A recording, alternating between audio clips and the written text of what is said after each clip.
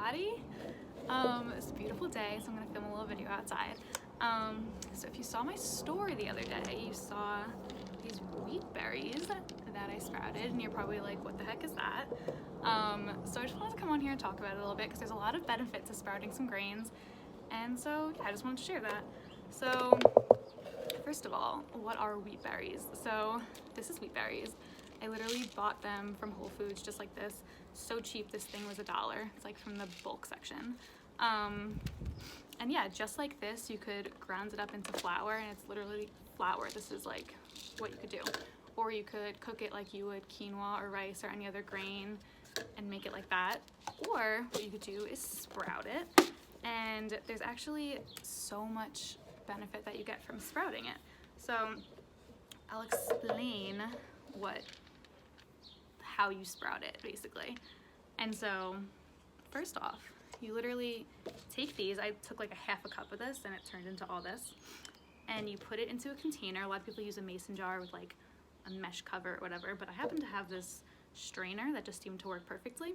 So I put a half cup in here, and then I just filled it with water so it covered it. And then I let that sit overnight. I think it's supposed to be like maybe 8 hours to overnight, and you could like, it's actually really easy. It's pretty, like, you're not gonna mess up.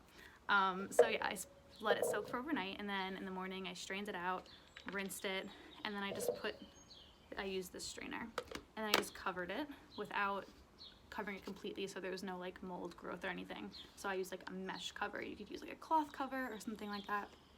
And then I just put it in a warm,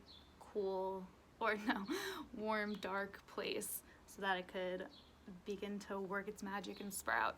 And so I did this a few days ago, and every day, I did it like twice a day, but it was actually like 2 days ago. So I just rinsed them again, and then I let the water all drain out. And then today I woke up and they were sprouted, and if you can see, they're the same berries. You can't really see. I'll do the YouTuber thing. I don't know. You can see there's like a little tail on them. It's about 1/4 of an inch or 1/8 of an inch, and then once you see that, you know they're done. And so the benefit of this, it's so exciting. I find it like a hack because you could either just eat them like you would like quinoa or rice and just cook it up, or you could soak them and then eat them, and then the benefit is like insane. So basically the vitamin content of things like, I wrote down vitamin C, folic acid, niacin, riboflavin. These are important essential vitamins that you need. It's increased by like, I found that it was up to like 100%. I don't know if that's completely true.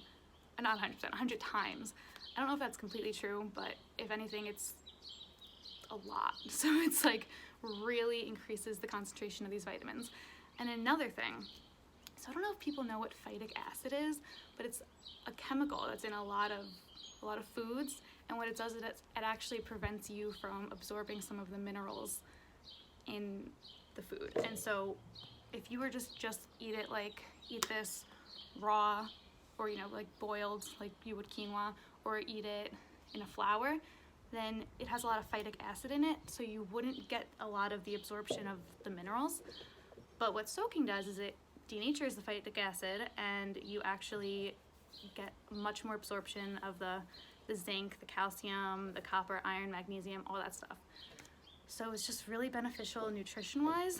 And then so basically what you could do with this once it's sprouted is you could dehydrate it and ground it up into a flour and bake bread, or honestly anything with it, and it's like an alive food, so it's really beneficial. It's almost like you're eating like a plant. And or you could just throw it into baked goods. Like if you want to make muffins, you could literally like either chop these up or just put them in whole and then eat them like that.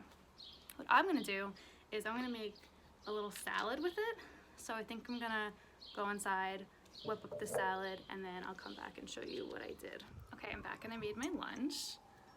I made a kale salad with roasted walnuts, roasted sweet potatoes, some sauteed mushrooms, roasted walnuts, and of course I mixed the wheat berries in with the kale, and I sprinkled some on top because that's really the star of the show. This is by no means a lunch that I make every day, but it was a special occasion, so I treated myself to a pretty lunch.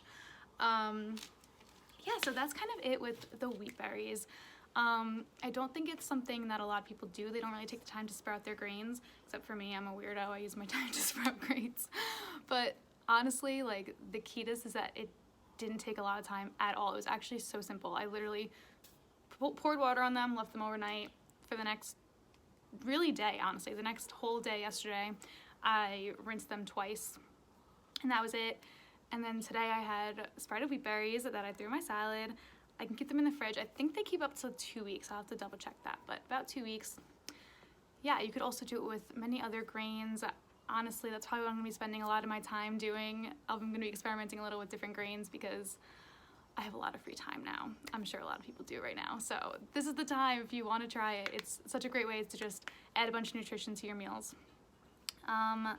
Yeah, so if anyone has any questions, they can feel free to DM me. I could see if I have the answer, or I could try to find the answer or lead you in the right direction. But yeah, practice sprouting your grains. Enjoy everyone's rest of your day.